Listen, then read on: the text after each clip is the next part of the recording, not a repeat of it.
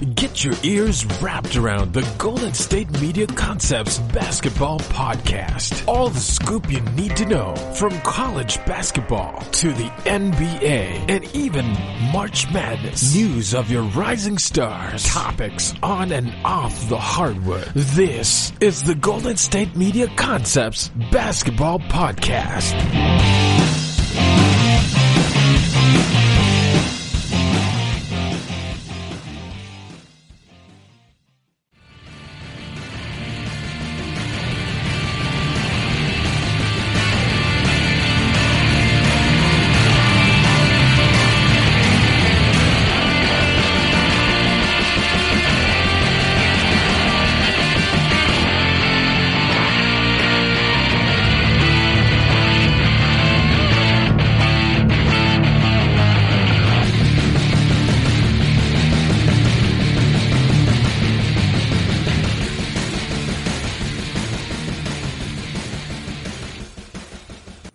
Welcome back to the GSMC Basketball Podcast, brought to you by the GSMC Podcast Network. As always, I'm your host, Nick Robin, and the East Coast road trip has continued as I am now in Beantown. Yes, Boston, Massachusetts.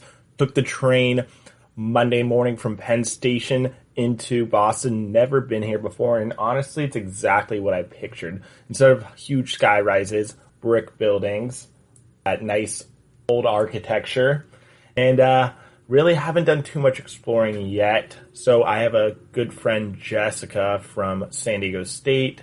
She reached out to me. She wished me a happy late birthday, 10 days late to be exact. So haven't received one like that before, but she was kind enough to invite me down here and has been an awesome host. We spent yesterday walking around the city a little bit. We got dinner at exactly what I would picture, an Irish bar. We were the only ones in there because it was about 5 p.m. Yeah, we're basically just a old married couple at this point. We came back around 7 and watched not just Kissing Booth 1, but 2 as well. Yes, the Kissing Booth Netflix movie series. And yeah, that's something you need to know about me, is I love female-oriented sitcoms and soap operas, Gossip Girl, OC, One Tree Hill. I eat all that shit up. Seen all of them, every season, every episode. And yeah, we had a very easy night. And tomorrow we're looking to go to a nice little Italian restaurant in Cambridge, I believe. Yeah, I'm still getting used to all the different neighborhoods, jumping from one city to another. It's never easy. But yeah, unlike New York with the skyscrapers and everything, it's more just this place has more of a nice town feeling, like a little more cozy, a little more welcoming, I would say, from what I've pictured so far. But moving on to today's show, we will look at the Lakers clinching the number 1 seed in the West and Kyle Kuzma's misdirected tweet. Then a re-examination of the 2018 NBA draft and how it would look if we were drafting today. I know it's only been 2 years, but a lot can change. On Nick's picks, the best Afros in NBA history, but first, the best, the most surprising, and the most disappointing teams thus far in the bubble. So far, most teams have only played either 2 or 3 games, except for a couple that might have only played 1. And looking so far, the best team, the Toronto Raptors. With wins against the Lakers, 107-92, and the Heat, 107-103.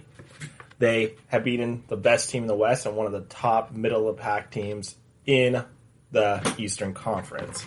And really, everyone's been counting them out all year. And the win against the Lakers was actually their 11th straight win against the Lakers, which is ironic because Lebron in Cleveland owned the Raptors for so long, beat them in the playoffs in 3 out of 5 years, but has not been able to bring that same magic over to LA. And Kyle Lowry, the leader of the Raptors, went off, 33 points, 14 rebounds, 6 assists, and OJ Anunoby, the one who has taken the spot for Kawhi Leonard, had 23 points, 8 of 9 from the field, 3 of 3 from downtown. And all starters were at least plus 18. So, for those that don't know, plus minuses. So, for example, Pascal Siakam, when he was on the floor, the Toronto Raptors were 27 points better than the Lakers.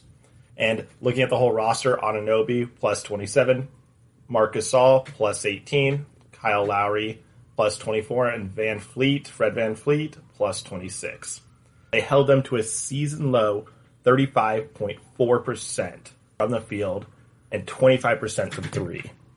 They were 10. Yeah, the Lakers took 43s, made only 10. So, and the thing is, they were getting good looks. They just some days they don't drop. Shooters got to shoot because that's the only way to get out of a slump. So yeah, the Raptors are in a very interesting situation. They won the championship last year. Kawhi Leonard left, and really they haven't missed a step. They're the number 2 seed in the East, and honestly, they realistically could make it back to the finals. Here's a quote from LeBron after the game. "It's a great team. No ifs and or buts. Exceptionally well coached. Championship DNA. You can never take that away from a ball club. The media may talk about them much or give them as much credit because Kawhi is gone, but players know what type of team they are." End quote. And the numbers back it up.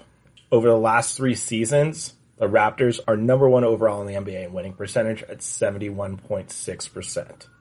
And number 1 in point differential at 6.8.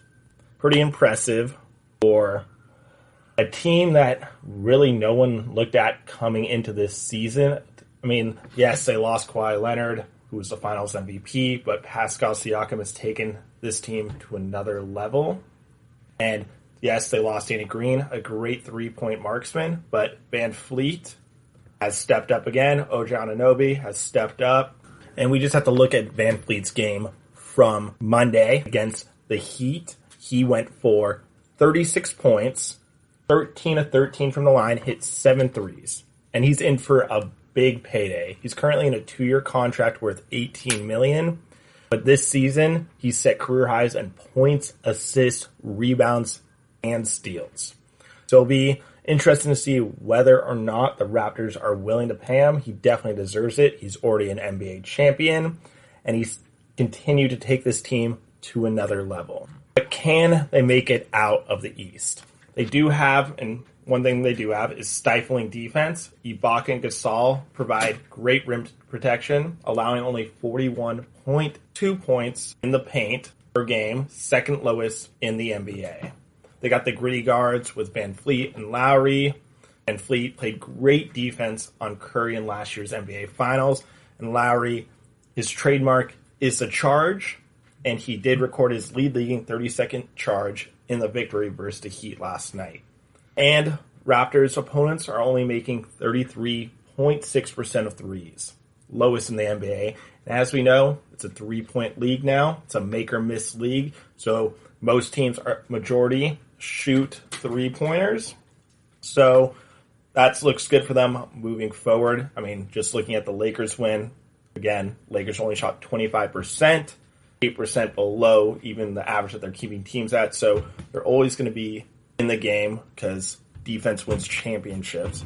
And this team is really comparable to that mid-2000s Pistons team. They love to play defense. They love to do the dirty work. And they don't really have one true star. Yes, they do have Pascal Siakam, but I would say he is on that tier below the superstars of the league, the LeBron Jameses, the Anthony Davis, Giannis, James Harden, Russell Westbrook. I'd say he's still a little step behind them. And then they have Lowry, who is very comparable to Chauncey Billups. Leadership styles, very similar. They're not super flashy, but they're efficient players, and they're tough. They're small guys. They're 6'1", they're 6'2", but they're stocky, and they can take a hit.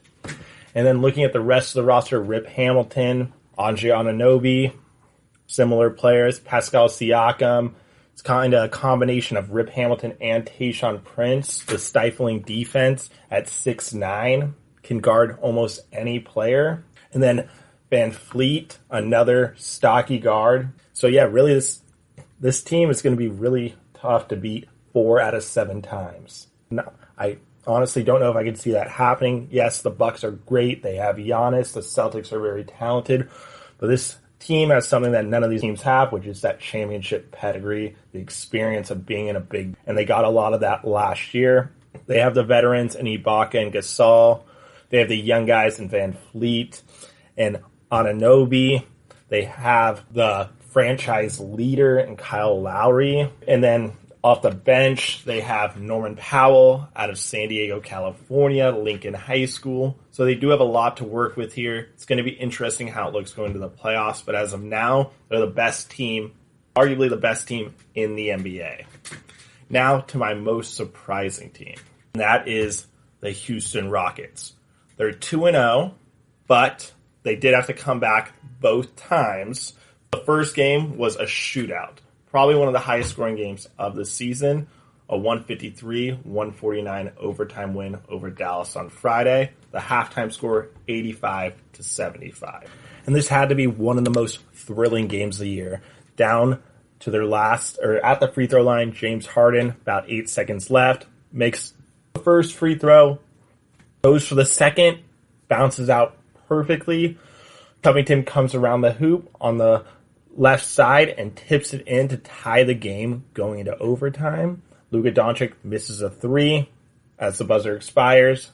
They head into overtime, and Harden, as much grief as he's been given for his lack of efficiency at times and ball hogging ability, was unbelievable. 49 points, only missed 6 shots, 18-21 from the line. And probably the best part, he had 8 assists to only 1 turnover and added 3 steals and 3 blocks. And that's something I think we really need to talk about is James Harden's defense this year has been well above average. He's in the 90 percentile in points allowed when being posted up in the paint. That's remarkable. In the 90 percentile for a guy who's only 6'4" and has been known as a liability on defense his entire career. He has been quite the opposite this season. And there are some weird anomalies with both their Dallas win and then also, we'll get to in a sec, the win against the Milwaukee Bucks on Sunday. But in the Dallas game, they were out-rebounded 69-54. Looking at Milwaukee's win on Sunday, 120-116, they were out-rebounded and outshot. They were out-rebounded by 26. Milwaukee got 69 rebounds. Houston had 43. And Milwaukee shot nearly 49%. The Rockets shot under 40%. So it's an interesting style, and I've spoken about this a lot on the podcast over the last couple weeks. Can this small ball lineup win in the playoffs? So far, it's won the regular season, but like the Phoenix Suns 7 seconds or less, or the Moneyball A's, these tactics of winning seem to only work in the regular season. The same could be said, though, for the Warriors of last decade, how no one thought a jump shooting team could win in the playoffs, and they proved us all wrong, winning 3 out of 5 championships. So let's look at the Milwaukee win now. So they turned over the ball only 9 times, same as in the Dallas game. In the Dallas game, Dallas turned the ball over 20 times, and in the Milwaukee-Houston game, the Bucks turned it over 23 times, accounting for 30 points. Houston, on the other end, 9 turnovers, accounting for 17 points. So if you don't turn the ball over, you're going to win games. Another impressive stat, the Rockets shot the ball from deep 61 times. That's nearly, out of 90 times, basically 67% of their shots were from 3. But that's how the Rockets play basketball. So we kind of have to get used to it. We'll see if it works moving forward. And as I mentioned, both were comeback victories.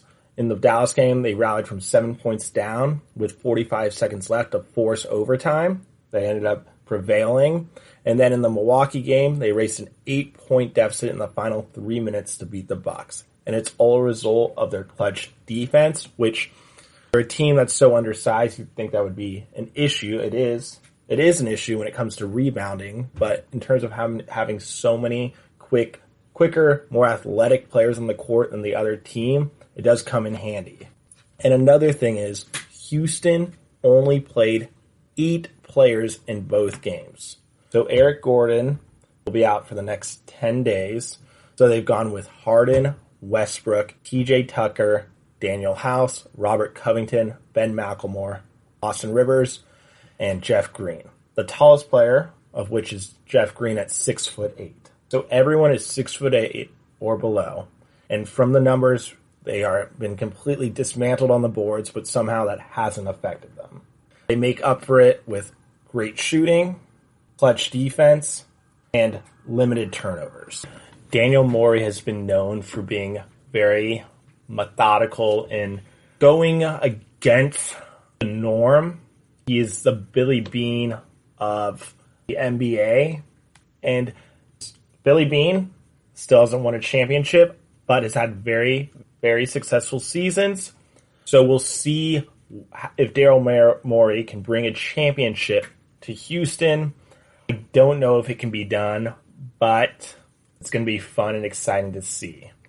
And lastly, my most disappointing team since the restart, and it's not even close, the New Orleans Pelicans. They came in with a lot of hype. Zion was completely healthy, rested, ready to play. And they came out of the gates hot in that first game. They came up short against the Jazz, losing 106-104.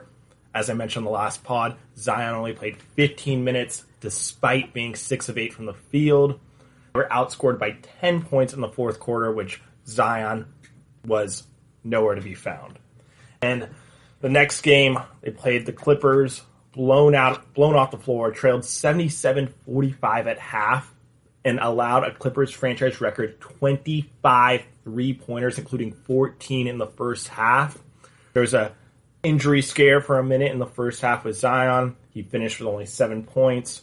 Came out in the second half, but barely played again. So after their first 2 games, they're 0-2. They have allowed 54 points off turnovers in the first 2 games. Most in the NBA. Remember that. We've already mentioned it. Turnovers win and lose you basketball games. It's as simple as that. If you give away possessions, more than likely, if you give away more possessions than you take away, more than likely, you're going to lose. Same in the NFL. If you throw more picks than the other team or turn over the ball and fumble it, more than likely, you're not going to win, or it's going to make it tougher to win the game. They came in against the number 8 seeded Grizzlies last night, much needed win, and they came through. Zion was clutch in the last 4 minutes on 3 straight possessions, foul, free throws, layup. Ingram, most improved player in the NBA, also contributed 10 points, and they ended up winning in a nail-biter. And as of today, they stand 2.5 games back in Memphis, as well as half a game behind Portland and San Antonio. So can they still make it to the play-in game? If they want to make it, it's as simple as this. They cannot continue to limit Zion's minutes. The guy is the future of the NBA. The only reason New Orleans is even in Orlando is because we want to see Zion Williamson. And as of now, looking at the remaining schedules, and we'll take a look first at the Memphis Grizzlies, who have a pretty light schedule the rest of the way. Sacramento, Washington, San Antonio, Sacramento, Orlando. So I'd say out of the 4 teams that are within 2.5 games of each other, they have by far the easiest schedule. Portland gets a little bit tougher. Houston, Denver, the Clippers, Philadelphia, Dallas, Brooklyn. So outside of that last game against Brooklyn, they have by far the toughest schedule. San Antonio has Denver, Utah, New Orleans, Houston, Utah. And then New Orleans has Utah, OKC, Toronto, Boston, Milwaukee.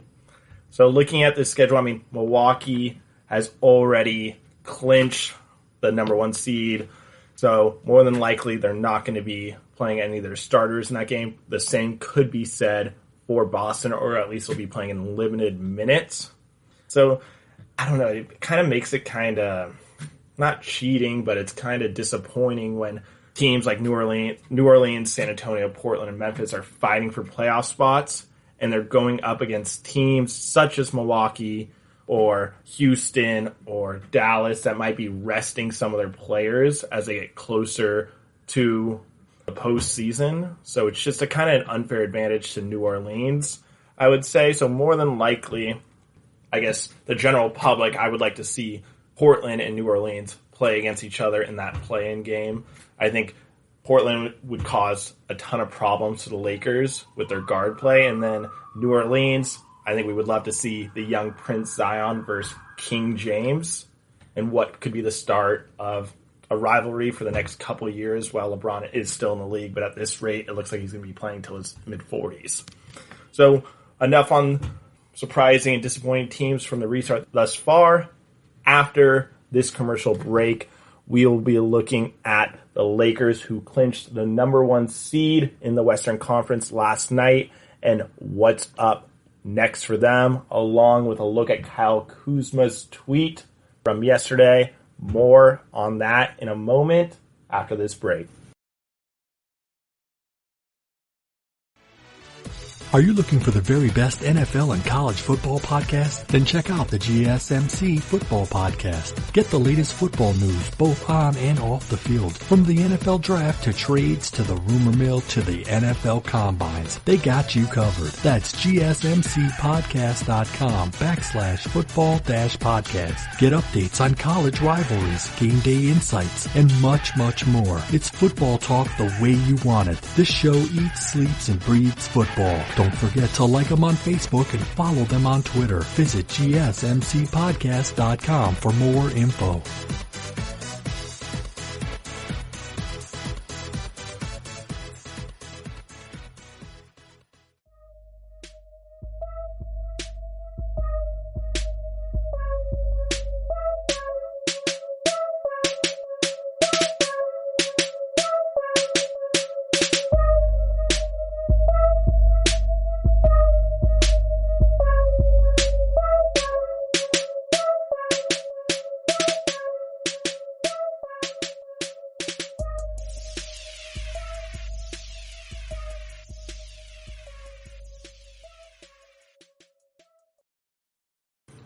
So the Lakers clinched the number 1 overall seed last night for the first time in a decade with a 116-108 victory versus the Utah Jazz.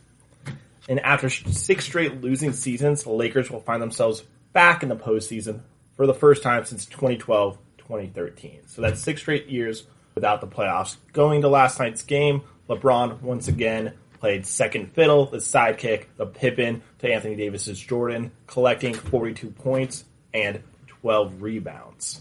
Anthony Davis, not LeBron. In the 3 restarts games, LeBron has played less than 35 minutes in each game, has not topped 25 points in any of those 3 games, while AD is averaging 30 a game. It begs to differ from what I said last week. I might have been wrong. This might now be Anthony Davis's team, but again, as I said last week, the Lakers will only go as far as LeBron takes them. He's the one who's made 8 consecutive finals, the man with 3 championship rings, while AD has yet to make it even to a Western or Eastern Conference Finals. But with the game last night, Anthony Davis now has 29 career 40-point, 10-rebound games. That now ties them with Hall of Famers Larry Bird and Karl Malone for third most since the 76-77 NBA-ABA merger. So what he lacks in postseason performance, he is a great regular season player. He's a Peyton Manning. He's an Alex Rodriguez. 2 other great athletes who were dominant in the regular season, but took a while to finally win in the postseason. And just so you know, the only players he trails in those 40-point, 10-rebound games are Shaquille O'Neal and Michael Jordan. So pretty impressive there. And it's great to see the Lakers. As a guy from Southern California, it's great to see them back in the postseason, because really, when the Celtics are hot, when the Lakers are hot, when the New York Knicks are hot, which happens maybe once every decade, it's better for basketball. When you have LA, Boston, New York, major media markets, That's what we want to see, as much as people maybe from mid-markets might disagree with me.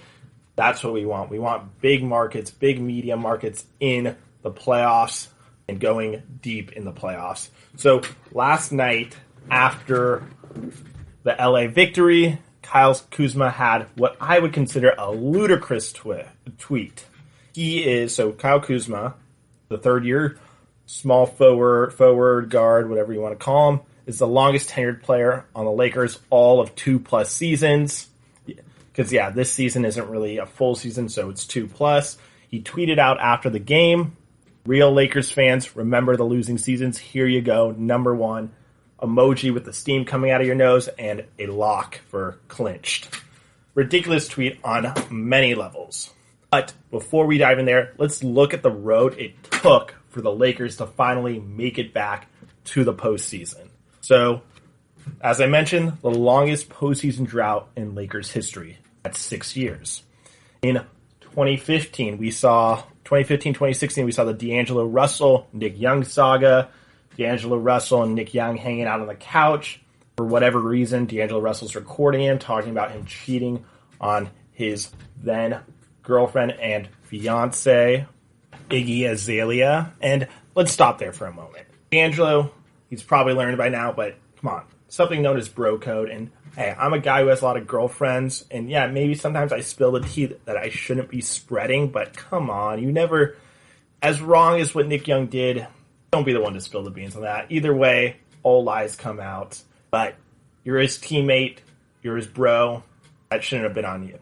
But yes, so we have the Nick Young, D'Angelo Russell saga. Then Jeannie Buss fires her biological brother, Jim Buss. Super awkward at Thanksgiving dinners. And then we have probably the best moment of the Lakers franchise over the last 6 years, and that's Kobe Bryant's final game, the 60-point piece that he put on the Utah Jazz. The one shining moment in over a half decade of misery.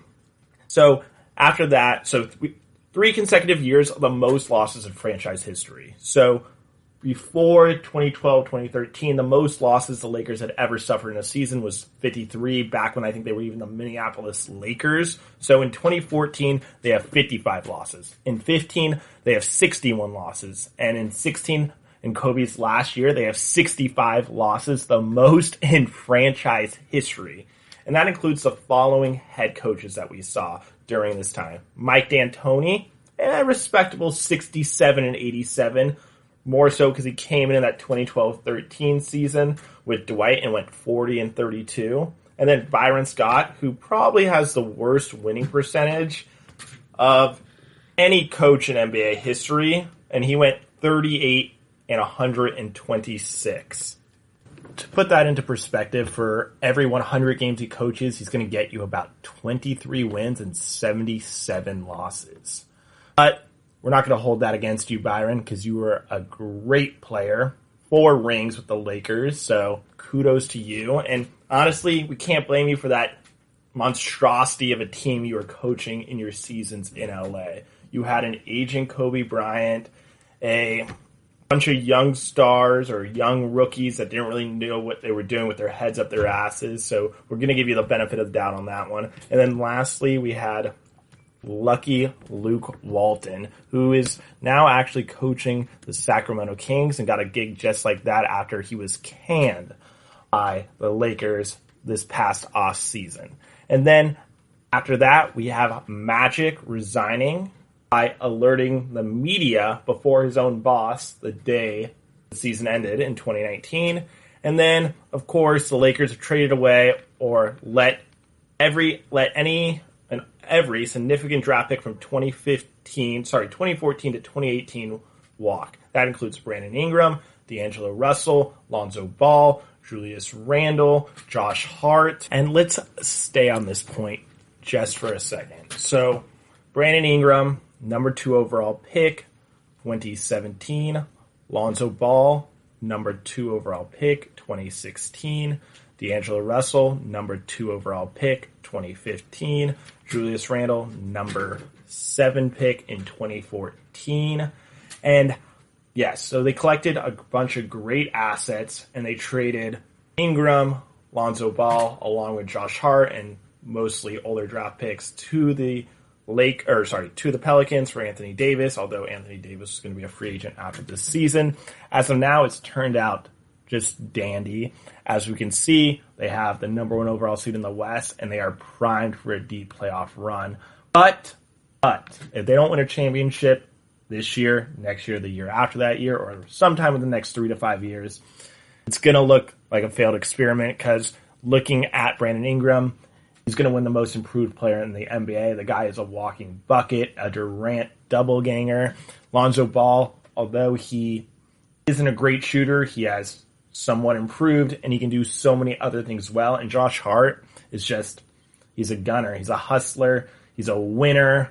National championship at Villanova. So hopefully the Lakers can win a championship or two, and this trade will all be worth it, because in the end, all that matters is winning that ring.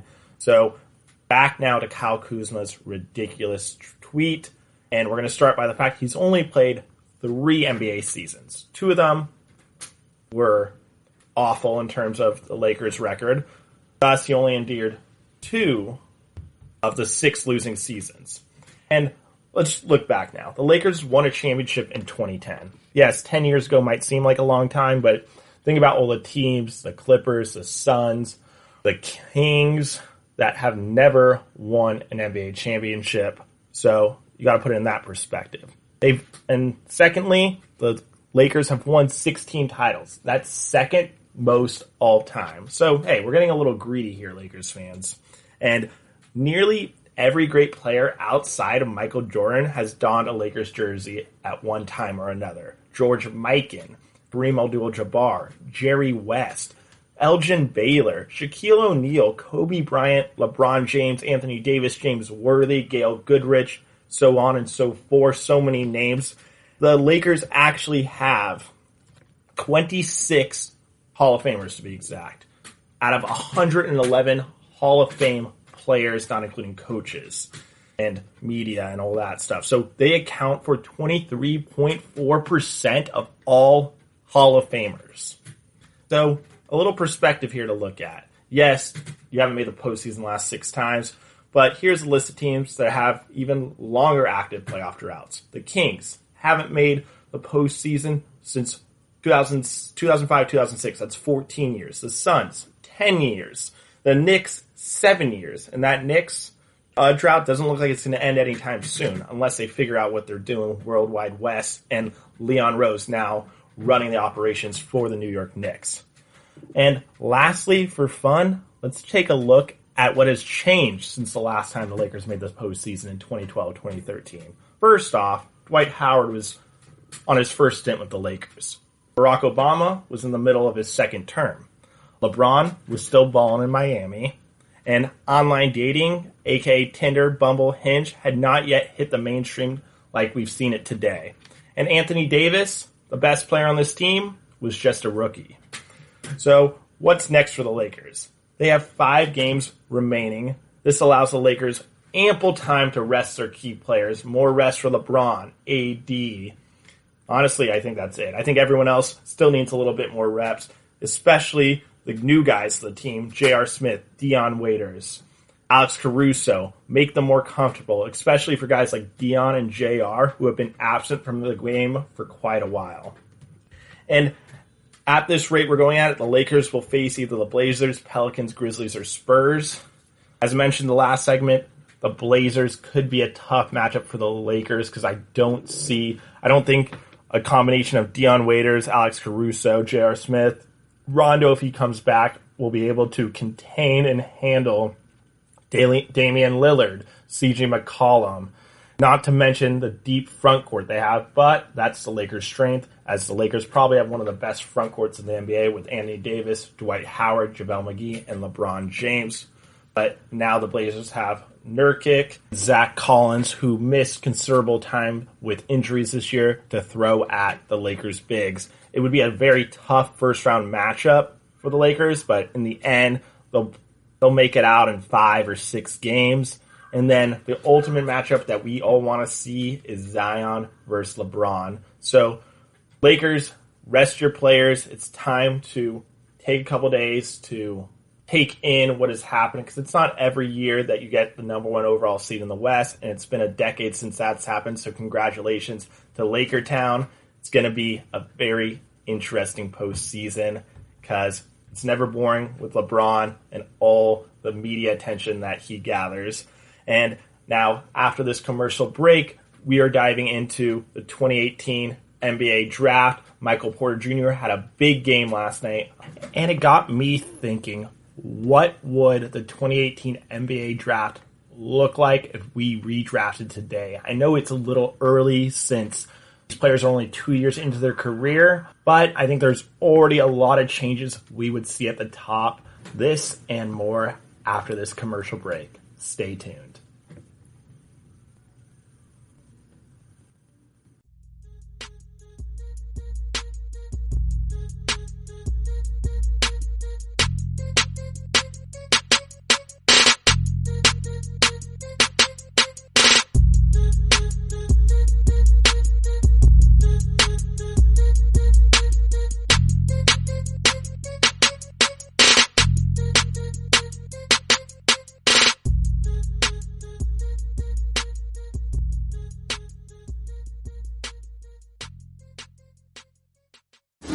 Check out the show built around the women of MMA. From the UFC to the extreme cage fighting, we got the fights covered. Listen. It's the Golden State Media Concepts Women's MMA Podcast. The latest news of upcoming fights, discussions of previous matches. Join us as we talk to and about the biggest names in women's mixed martial arts, past, present, and future.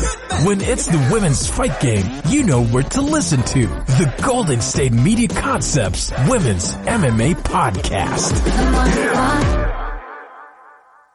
Back with you now on the GSMC Basketball Podcast, and we just discussed the Lakers clinching their first number one seed in the Western Conference since 2010. And we spoke about Kyle Kuzma's misleading tweet, and I want to go back on that one sec before we go into our next segment, but it just reminds me of like Lakers fans and Yankees fans where they're like, where they haven't won a championship in like 8 years, and it's like, poor me, pity me, the little kids haven't seen a championship yet, where it's like, what the fuck, man? Like, I'm a San Diego Padres fan. We haven't won a championship in fucking 50 years. Get over it. Or look at Cleveland. It took them 49 years to win one championship. The Yankees got 26. The Lakers have 16. It's like, Jesus, the rich keep on getting richer. It's like, cry me a river. You have 16 championships. I have none. I might never see one. I'm still a Chargers fan. At this rate, don't see them winning anything anytime soon with a rookie quarterback. Basically, Lakers fans, and I'm a LeBron fan, not a Lakers fan, a Clippers fan, but yeah, Lakers fans, shut the fuck up. New York Yankees fans, shut the fuck up. You have 27, 43 championships amongst you two. Like, Jesus Christ, give it a rest. Save some over for the lowly San Diego Padres or the Buffalo Bills, who lost 4 Super Bowls in a row. You don't see them crying. But yeah, moving on, we're talking 2018 NBA Draft, but first a look at Michael Porter's big game last night. And after a poor performance, he texted his coach, Mike Malone, numerous times saying, hey, coach, put me back in. I'm ready to go. And he showed up with a monster game, 37 points, 12 of 16 from the field, 4 of 6 from 3, perfect 9 from 9 from the line, and 12 rebounds. The first player, the first rookie to have 35 and 10 since Blake Griffin, the first Nuggets rookie to have 35 and 10 since Carmelo Anthony. And Michael Porter Jr. was only the 14th, made it into the lottery still, 14th overall pick in 2018 by Denver, and it got me thinking how a guy like Michael Porter Jr., he was a projected top 5 pick coming out of high school. He went to Missouri. He got hurt early on, was not able to play, and his draft stock plummeted because he wasn't getting reps against college players. But that's where I think sometimes there's errors with the whole NBA draft. We saw the same thing, and this is, I guess, it's similar, but Bol Bol, as well as projected lottery pick, He gets hurt at Oregon. He slips to the second round into the 40s. And it just goes to show you that just because someone gets hurt, and if it's not like a disastrous career-ending injury, it's not like they're going to forget how to play basketball. So why are you drafting someone who might have potential? I mean, these guys, I guess, have the same potential as well, but why draft a guy who's maybe had a better season, or maybe he performed in one game in the NCAA tournament, when you can have a guy like Michael Porter Jr., who was a bona fide superstar before his injury, and it's not like the injury was going to make him forget how to play basketball. So it got me thinking, let's re-examine the 2018 draft, because I think, unlike many drafts, I think this one, after only 2 years, we could already make some pretty strong assessments on what we would change looking forward 2 years now. And let's start by re-examining how the draft actually went down. So it was first pick, Deandre Eden at 1, Marvin Bagley 2, Luka Doncic 3, Sharon Jackson 4, Trae Young 5, Mohamed Bamba 6, Wendell Carter 7, Colin Sexton 8, Kevin Knox 9, Mikel Bridges 10, Shai Gilgeous-Alexander 11, Miles Bridges 12, Jerome Robinson 13, and Michael Porter 14. So we're only going to take a look at the lottery because we don't have time to go through all 60 picks. Nobody has time for that. So looking at the draft now, my first overall pick, I mean, I think we would all agree here. So the Phoenix Suns, and actually before I begin, we're going to do this more based off just talent rather than team fit and what they need at that time, because I mean that was 2 years ago. I don't really want to go back and see what positions they were weak in. And again, this is a positionless era we live in, so we don't need any of that. So the number one overall pick, Phoenix Suns, Luka Doncic. He's by far the best young player in the game, having the greatest 20-year-old season in NBA history, better than LeBron James, and the guy can do it all. He can shoot, he can pass, he can rebound. The defense is a little shaky, but I think the more years in the league, he will learn a couple of tricks and learn his lack of athleticism. He'll learn how to get to the right spots by taking the right angles. And you don't need the elite athleticism to be a solid defensive player in this league.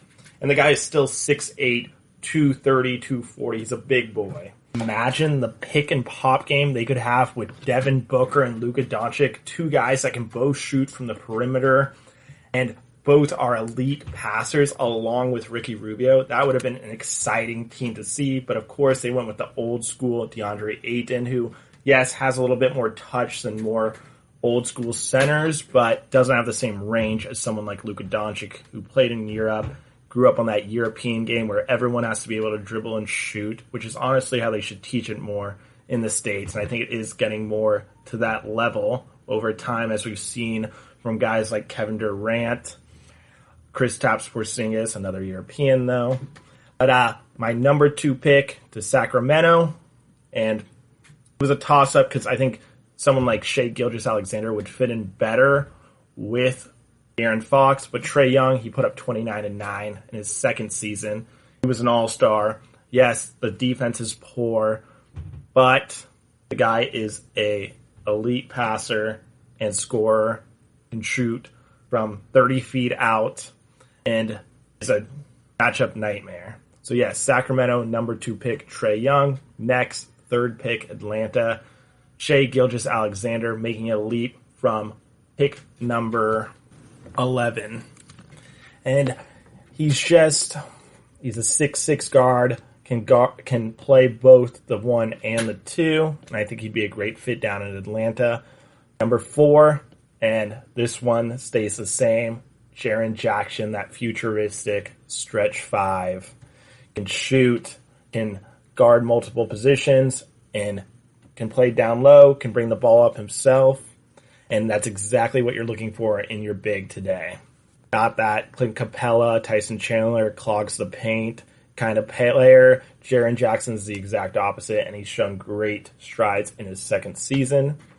And now number 5, Dallas. And at this point, you have to go with Deandre Eden. He's a dominant force inside and an elite rebounder. He was hit with the performance-enhancing drugs suspension earlier this season, so we haven't seen too much of him so far, but the guy's a walking double-double, and I think he could still be a very effective player, even in today's three-point happy NBA.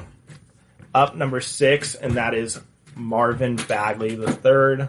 He's dealt with a lot of injuries so far in his career, but made great strides this season when he was healthy. And then down to number 7, Michael Porter Jr. And like I said, this guy had a lot of potential coming out of high school. He just needs to get more reps. His per 36 have been outstanding this season in the limited amount of time he has played for the Nuggets. And I think the more minutes he gets, the better he's going to perform. I mean, just looking at what he did last night, and I think he could be a fixture in this Nuggets starting lineup for the foreseeable future. Now to number 8, and they took Colin Sexton here, and I'll be up front, I don't even have Colin Sexton in my top 14 picks. Yes, the guy can score at will, but can't do much else. He's a liability on defense, and his numbers in terms of VROP, value over replacement player, or VORP, value over replacement player, is very poor. So here, though, I have Wendell Carter, who has also dealt with some injuries with Chicago, but has been very productive when he is on the floor. And it's just the type of 6'8" forward you want in today's NBA. Number 9, and probably one of the biggest steals of the 2018 draft, Mitchell Robinson. He's an elite shot blocker and rebounder, has a high motor, doesn't play too many minutes thus far, right around 20 to 23. But yeah, either way, he ends up here at number 9 with New York, who he currently plays for now. And then number 10, and this could be a little bit more recency bias, and it's Shake Milton. He oozes potential and firepower. He's shooting 45% from 3 on only 3.3 attempts per game. Small sample size, but he did have the game-winning 3 against San Antonio last night. And the guy is an elite scorer. He can drive, shoot the mid-range, and shoot from the perimeter. So I think he'd do great in that Charlotte offense that honestly lacks a lot of bucket getters like a Shake Milton. And then number 11, Philadelphia is on the clock, and Mo Bamba is still only 20 years old and still needs to grow into his body a little bit, but I think he could be a great backup to Joel Embiid and could even coexist with him, as he has shown the potential to stretch his shot out to the three-point line. And again, yes, 20 years old, has a lot of time left to develop. So I think this could be a really great pick here, as, yeah, I mean, a lot of these players that I chose are guys that have already produced at the NBA level, and that's the thing about doing this redraft only 2 years later, is there's still so much more development these players can do, and really athletes typically don't hit their athletic peak till they're 25, 26, 27 years old. So a lot of these players still have a lot of time to grow and develop. So it's unfair of me to judge them so harshly only 2 years into their NBA career. It's like judging someone who graduated college, gets their first job, and you're judging them off their first 18 to 2 years at the job, when really it can take 3 to 5 years to really become comfortable at a company. Now, moving on, and this is where, as a Clippers fan, I am very frustrated. As the Clippers had back-to-back picks, they took Miles Bridges, who they ended up trading to Charlotte for the rights to Shai Gilgeous-Alexander, and they took Jerome Robinson, who has barely seen a lick of the NBA in the last couple of years. So they had the chance to draft Michael Porter Jr. here, especially when you have the 2 picks. You have the chance to gamble on a player, especially someone as talented as Michael Porter Jr. And in this scenario, I could see the Clippers drafting Dante DiVincenzo, who so far in his career has been a great contributor on a contender in the Bucks. And then with their 13th pick, they could take Devontae Graham, who's had a breakout sophomore season and has shown he is an elite marksman from deep and a solid playmaker. So I think both those guys would be great contributors on this current Clippers team.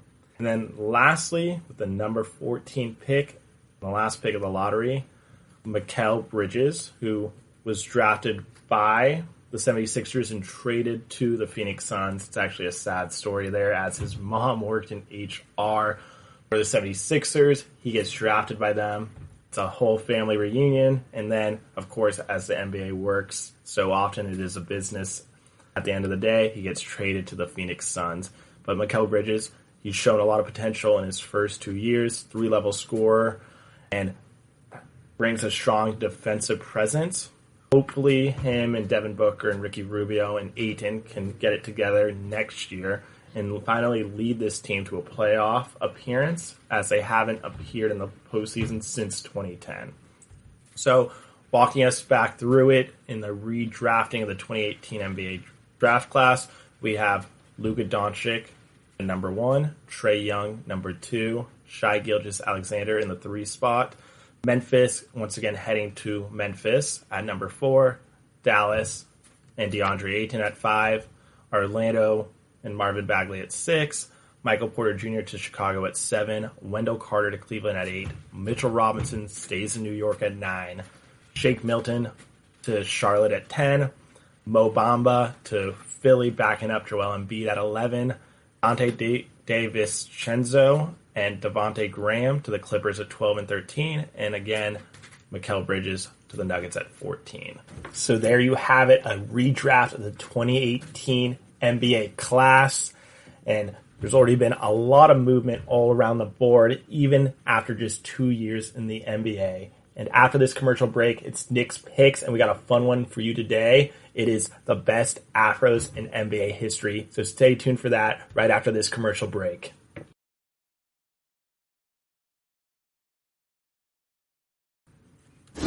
Check out the show built around the women of MMA. From the UFC to the extreme cage fighting, we got the fights covered. Listen. It's the Golden State Media Concepts Women's MMA Podcast. The latest news of upcoming fights, discussions of previous matches. Join us as we talk to and about the biggest names in women's mixed martial arts, past, present, and future. When it's the women's fight game, you know where to listen to. The Golden State Media Concepts Women's MMA Podcast.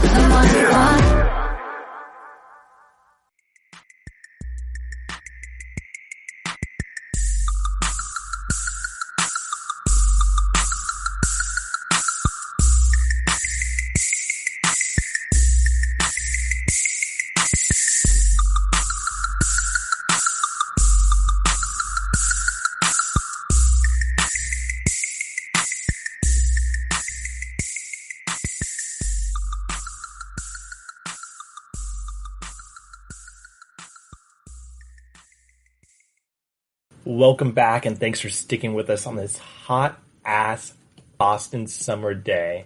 And we just got done redrafting the 2018 NBA lottery, and despite these players only being in the league for 2 years, there was a lot of movement up top. Luka Doncic took the number 1 pick. Next, Trae Young, and then thirdly, Shai Gilgeous-Alexander, which made one of the bigger leaps from the 11th pick to the 3rd pick of my 2018 redraftables.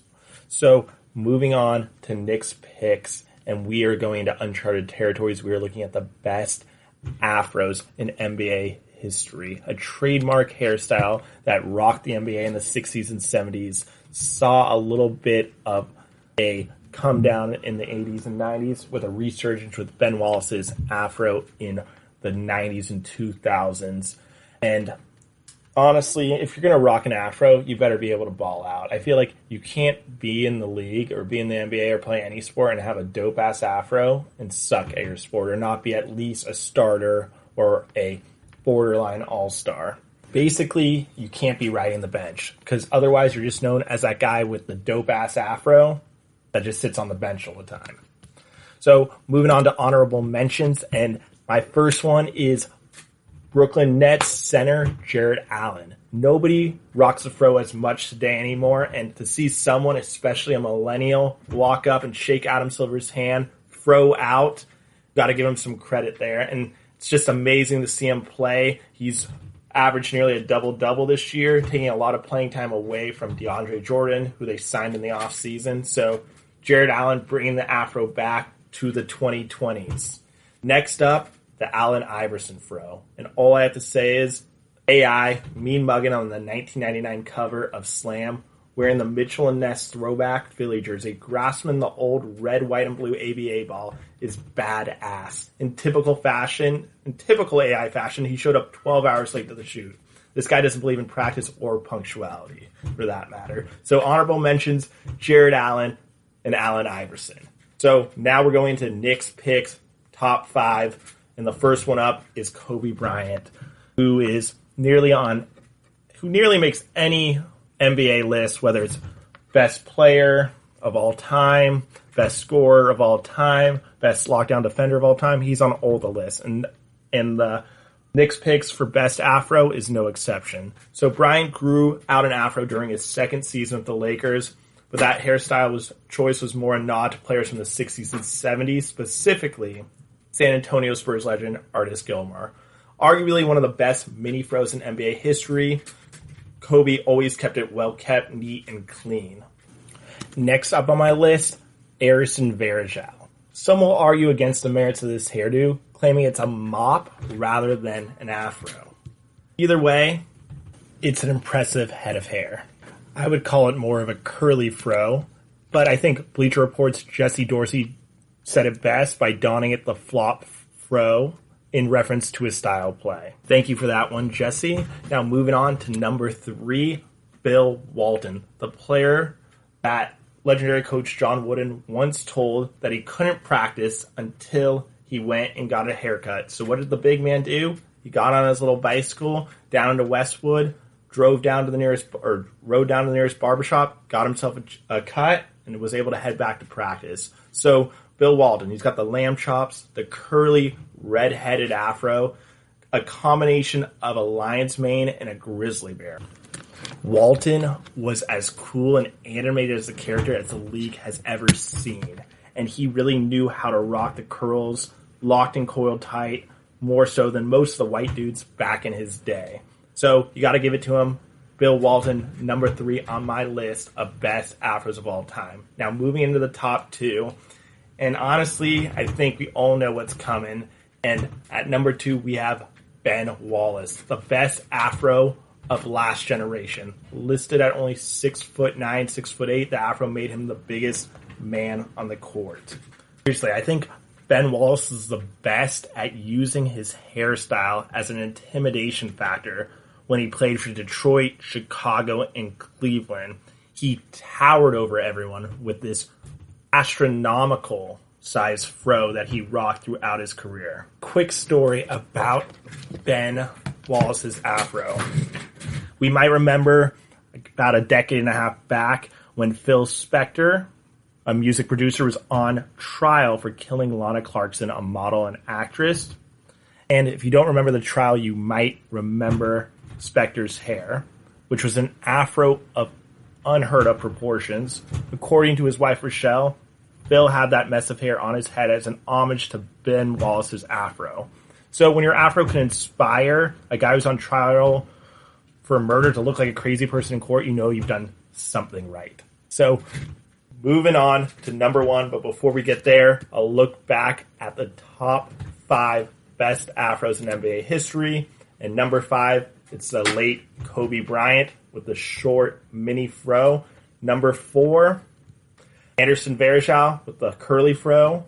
Bill Walton, the half lion's mane, half grizzly bear. And then, of course, Ben Wallace with the biggest fro possibly in NBA history. And lastly, number 1, and it's without a doubt in my mind when I started making this list, that Dr. J, a.k.a. Julius Erving, was going to be number 1 on my list. That's the whole reason AI got that photo shoot in 99. It was to pay homage to one of the greatest, not just players, but greatest fros in NBA history. And that goes to Dr. J. And there's no better image to highlight Julius Erving's marvelous afro Then the 1976 ABA dunk contest. He's streaking down the court from the opposite baseline as he dunks from the free throw line in one of the most iconic images in NBA history. And no better player, no better hairstyle to define such a great era of basketball. And honestly, I think he lost a step or two. I mean, the guy was 34, 35, but I believe he lost a step or two after he trimmed down the fro in his later years with the 76ers. So there you have it. Nick's picks for best Afros in NBA history. Walking you down the line again. Number 5, Kobe Bryant. Number 4, Anderson Varejao. Number 3, Bill Walton. Number 2, Ben Wallace. And number 1, Dr. J. And before I let you guys go today, a couple quick notes from the early games today in the NBA.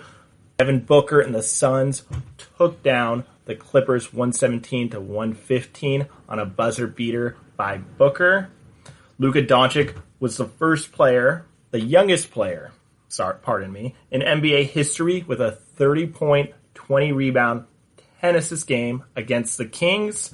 And lastly, unfortunate for the Memphis Grizzlies, but Sharon Jackson is done for the season with a meniscus tear.